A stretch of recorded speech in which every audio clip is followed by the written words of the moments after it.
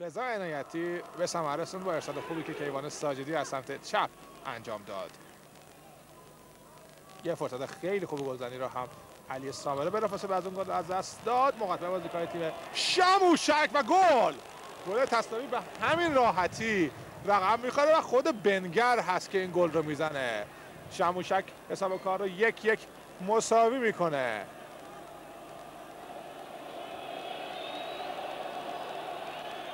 تصویر آیسته بهتر نشون میده که چگونه دفاع تیم استقلال جامون یک پرتاب بلند تو به درون محوطه جریمه. اشتباه صادقی اینجا.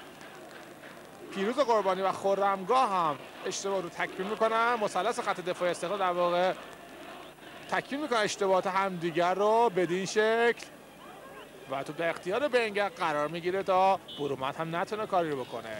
استقلال 1 شموشک 1. یدالله اکبری سامره